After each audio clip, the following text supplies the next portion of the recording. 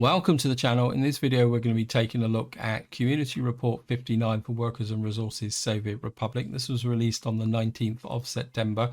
This report consists of two parts. In the first part, the devs give us some feedback in relation to the Metro update, which is currently in the beta test branch in Steam. Then the second part is a slightly more involved discussion about customs offers and realistic mode. So let's just get straight in. It says, "Greetings, dear comrades of the Soviet Republic. Autumn is knocking on our doors and the harvest is in full swing in our in-game republics as much as in the real world, and attempt to gather as much crops as possible to feed the people and animals. Last week we released the Metro update for public testing, and we know that we need to work hard because we received a bunch of reports about the critical bugs which have been hidden during the internal testing. We not be able to deal with all the issues yet, but we successfully fixed some already. We may use this report to give you some insight into the development process and challenges we face. First, let us show you some new stuff. Now, we got three pictures down here, but what I'm going to do is read the second paragraph first. We are able to make models for surface metro stations and the new surface metro and railway end station. Many players were wishing to have these to make the planning of their public transport network easier. So there will be two surface metro stations with varied sizes available and an end station which will be able to use for metro and normal trains." That is very interesting, and I've actually looked at the current update in the beta test branch, and these aren't actually in there yet, but maybe that's because the devs aren't quite ready to release them. Now, this is going to make quite a big difference to planning overground metro, because at the moment with the end connection underground, you've got to have at least one underground section. This actually spins back to a comment I got on my video where I was laying out metro, and someone asked me about the complexity of adding metro to an existing city. Now, in answer to that, I think it's quite important to realize that metro is very much a late game transport system. It's both very expensive to build, especially if you're underground, especially with respect to the length of the tunnels and the sheer amount of man days it takes to build one. Also, I've actually done the 1960 start, and at the moment there are only limited options with respect to the construction trains, and I don't think the borer is available in 1960. I haven't actually checked the date. If you were trying to build this as in, say, prior to, say, 1975, you're either going to build a very short underground section or build an elevated section. Now, the elevated section is a little bit better because you won't need the borer. For me, metro is still very much a late game transport system. The other thing that confuses me a little bit about here, and I've kind of been trying to think about, where would you use an end station on a railway? The only thing I can think of using it for is if you're running a passenger network and you want to space the trains out, because unlike the cargo trains, which you have distribution offices, an end connection in the middle of a passenger line could be quite useful from that point of view. Anyway, just take a look at the pictures. You can see in the background here we've got an end station which looks very similar to a depot, which doesn't make a difference. Nice cool looking metro train here. Come down here, and if you look at this picture, another cool metro train. Now, if you look at this, this looks very similar to the elevated station, so I wonder whether they just removed the lower infrastructure. Still looks pretty cool though. And then down here, I think I will use this for the thumbnail. And in the background there, you can see the end connection station there with the train in there. A nice little fence section here. That's pretty good. Let's just move down to the next paragraph. Besides that, we've added options to lower one of the underground metro stations.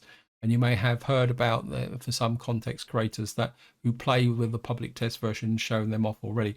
From other things we've added, conveyor engines are one's worth mentioning.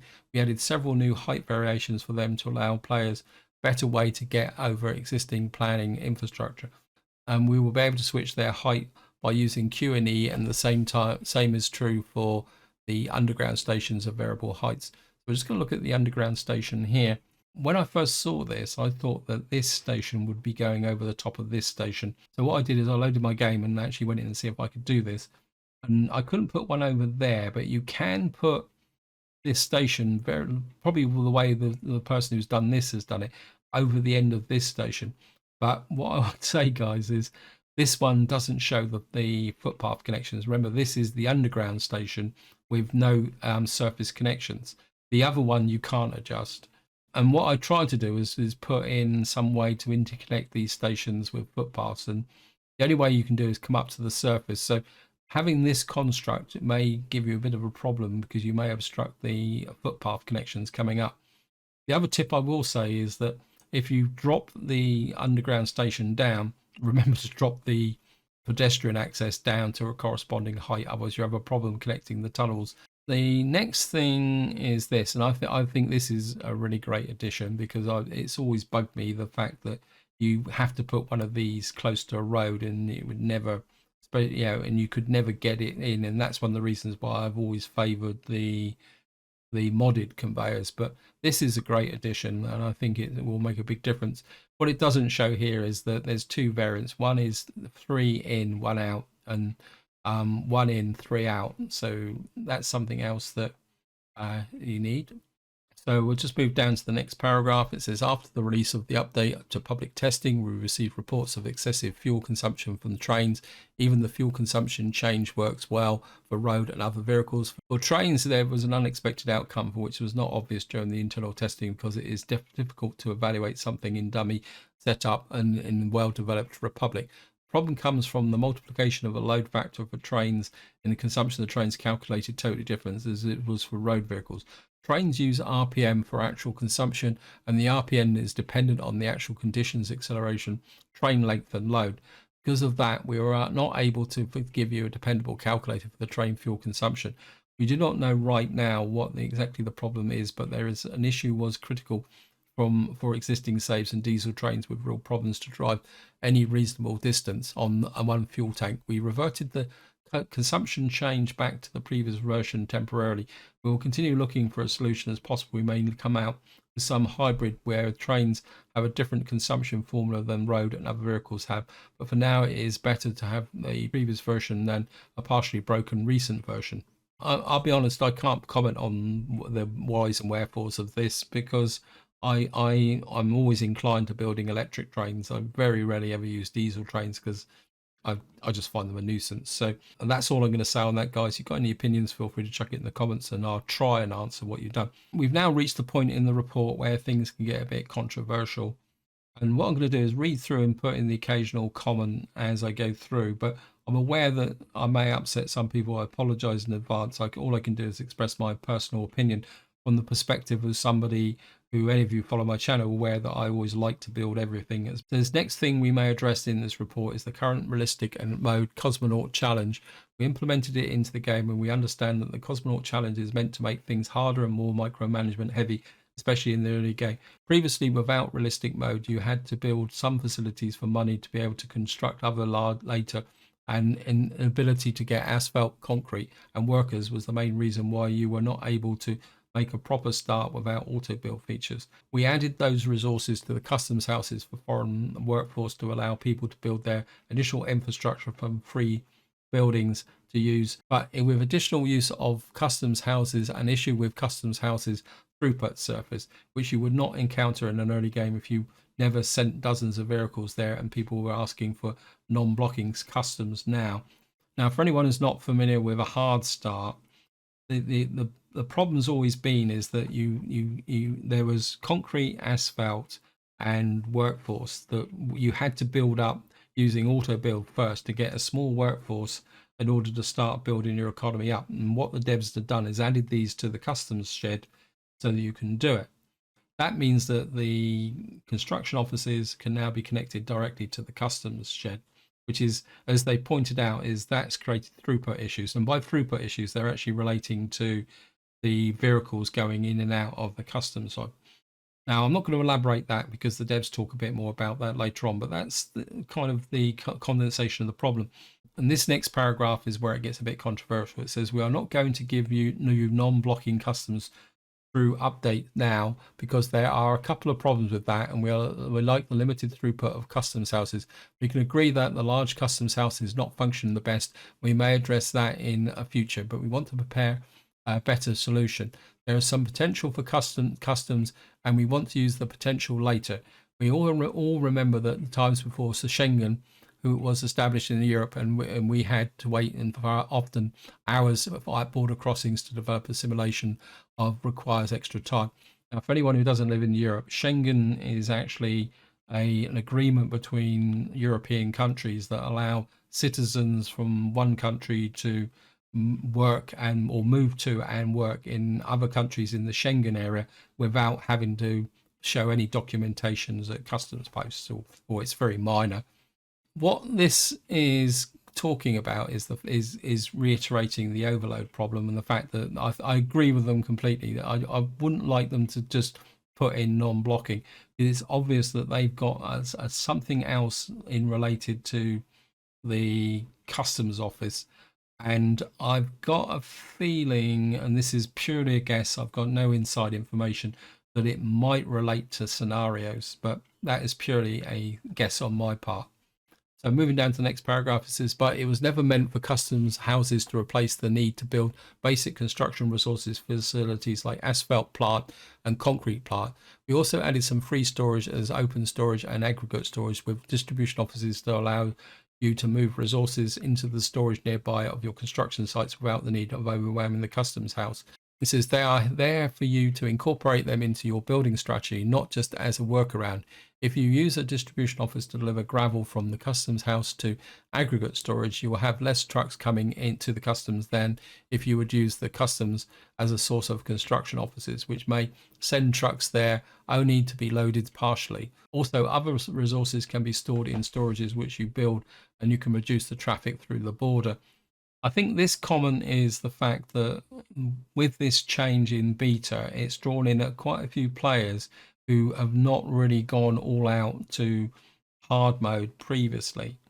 And they're assuming, and the assumption's being made that you can, because you can construct the construction office to the customs shed, that's the solution. And I think the devs are quite right that even though there is an option to connect a construction office to the customs shed, you really do need to use the storage areas and then use a truck. I mean, you could get away with putting one small construction office onto the customs shed, but you do need to plan that infrastructure if you want to play in hard mode. And because one of the problems is there always will be congestion at customs offices. Of course, the one weakness is the number of workers. And again, from my perspective, from somebody who does play hard mode, is that one of your priorities is going to be trying to get up and running a small dwelling. The only caveat I will add to this is that I still feel the need that for a couple of smaller buildings which will make that initial construction easy. And the one that springs to mind is the university, and I think the radio station as well. And that's the reason why when I play hard mode, I still use mods. So let's just get down to the next paragraph. It says we've conducted some tests to see how much you can build using customs as an early source. And if you really try hard, you can have the basics infrastructure ready in half a year, depending on what you would consider a basic infrastructure. We consider as basic infrastructure a power connection, fire station, warehouse, an aggregate storage, an asphalt plant, and potentially a concrete plant with bunch roads and a bus stop. Then you can store all resources and you do not need to use the customs as a source for construction offices except for workforces, and you can build everything by that. And that used to be the initial setup for the Cosmonaut challenge back in the time when you did not have the realistic mode in game, an option to use customs as a source. That is a perfectly valid observation, and for someone who's playing hard mode, you do need to get that initial infrastructure put together. And of course, the ability to make concrete and asphalt will depend on proximity to gravel. That's something you need to think about. And I think this spins back to one of the key ethoses of this game, which is self-sufficiency. And this change isn't a license to say, because I can get everything from the custom post, I don't need to be self-sufficient. So for anyone who's not played realistic mode and want to try it out, you do need to think that way. The first thing you need to go for is some form of gravel mining, processing, getting some gravel production going, because gravel you use really large amounts when you get from the beginning, and then you need to hook that gravel up to a concrete plants or and an asphalt plant, you can still import the bitumen for the asphalt, but it's the gravel that will clog up your customs shed. So let's just get down to the second to last paragraph. But now back to the customs houses. From tests, we know that large customs houses have similar throughput to medium and are quite a bit affected by loading speeds, because the faster loading resources favour the smaller customs houses over large because of the shorter movement distance inside the building. There is no room for current models in small and medium customs to allow non-blocking movement, but there is some room in the large customs houses. There is a mod in the workshop which allows you to enable non-blocking movement in all customs houses, but we do not think this is appropriate for small and medium customs. I think that is quite right, actually. Now, one thing I will say, because what we got is a picture of I think this is a small, and you can see the shorter distance there. Also the medium here. And of course, the problem with the large one is you've got this long inroad.